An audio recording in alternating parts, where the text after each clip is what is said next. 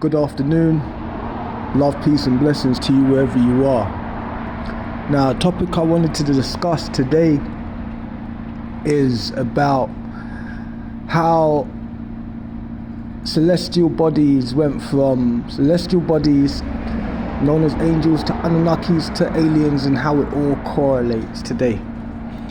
As you can see in this movie, down in South America, they found in temple ruins basically old world technology that depicts around what is known biblically as the time of Jared, which is when angels came onto men, and basically the Bible talks about it.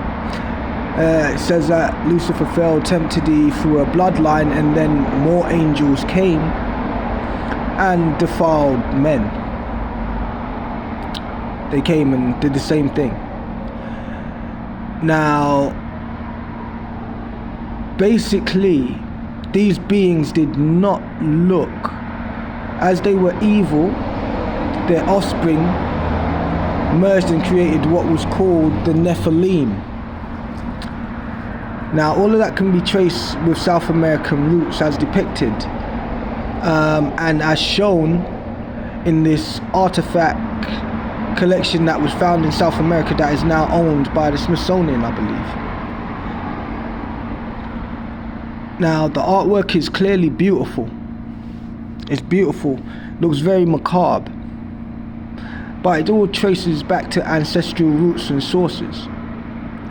Now, contrary to modern beliefs, the Bible was actually adopted by the Catholic Church, who took the books of Ispastella and all the other things combined, and they put them together. The books of Ispastella mentions a dream of a prophet called Naphtali, and it all correlates. You know, people were named after nations. It correlates to the promised land and a great tree that was felled by these beings. That was cut down, a great tree. Now, the Bible, some scholars would debate that it was a brick-made fortress called the Tower of Babel. Now, my research has led me to believe, contrary to most modern scientists, theologians, that it was actually a tree, a gigantic tree. Also correlating towards the same thing is what's known as the Mayan cross god. There'll be pictures of all of this stuff I'm explaining later on in the page. You know, and this cross god was linked to eternal children of the sun, and who they would now call Jesus Christ, who was crucified and hung on a tree.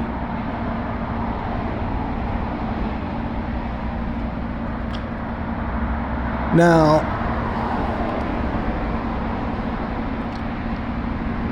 along with many beliefs comes the belief that, you know, we don't have to educate ourselves on past, present and future goings on to see what is going on, but the Bible allows you to do all of that, because it talks about everything from Genesis to Revelations. It talks about everything. How these beings from another being that was jealous of the Creator, the Most High Creator of all things and His Son, decided to come down and tempt humankind in many different ways, through the bloodline and through even creating different breeds of animals and men and themselves, which were known as giant beings in some culture, or the Nephilim or whatever. But during the Great Deluge, a flood, they were mainly killed off physically. Their bodies were destroyed during the flood, and then came a period known as the healing of the world. For that time period,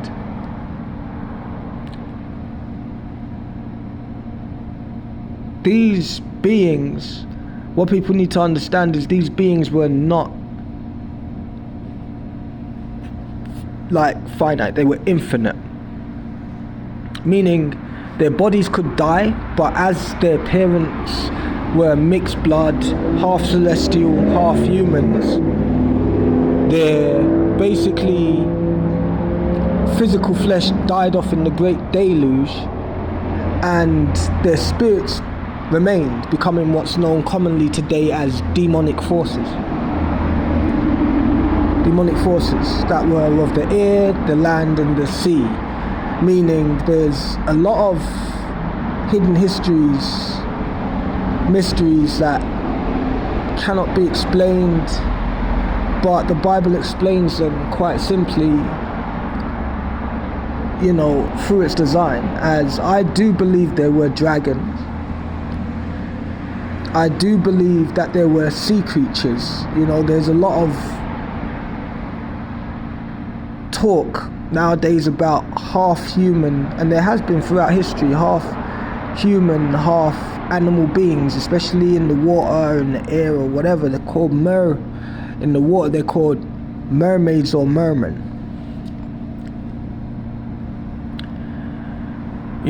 And these beings that also slept with humans took many wives. They had many different designs. Some of the original ones were gigantic, and as they bred with their cells, they got smaller, and they got different traits of their fathers who were angels or celestial bodies, as the Bible says. Now, that is eternal, and it is eternally intrinsically linked to our history, our global history. Now, you could say global history, but I like saying to our hidden history on this earth. Because this earth is designed a lot differently than a lot of people realize.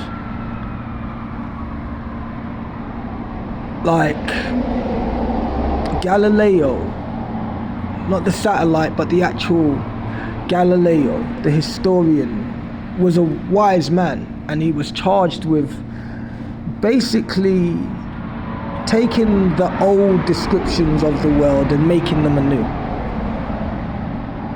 for the future generations that came after him. But by doing so, he literally blinded a lot of people to the truth. Our old ancestors were called children of the sky and sun for a reason. Children of the sky because the creator who created all designs created the sky and the sun first. Vibrational frequency. The first thing he said is, let there be light. Nowadays, a lot of people don't even take time to look at the sun and realize how its properties, if you live how you're supposed to, empower you just through vision alone, through your body absorbing them through your retinas and it charging your pineal gland, or what is known as your third eye, through you living healthy, eating roots, leaves, trees, and certain fruits and vegetables by design, and even meats, and by giving you an empowered design, mentally, physically, and spiritually, because you're all free. Everybody alive is all free.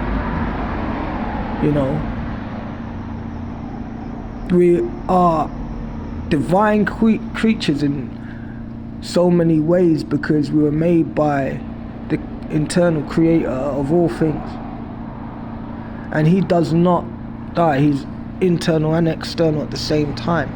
All of us have a little piece of him inside us. This is why we need to stop worrying and take time to focus on living for the truth, because it also says the truth shall set you free. And a lot of that has to do with this country right here, known as the USA, and it used to be called the Promised Land, the land of gold, which is where it all began and where the incursion happened and where people spread out to the far corner reaches. Again, love, peace and blessings to you wherever you are.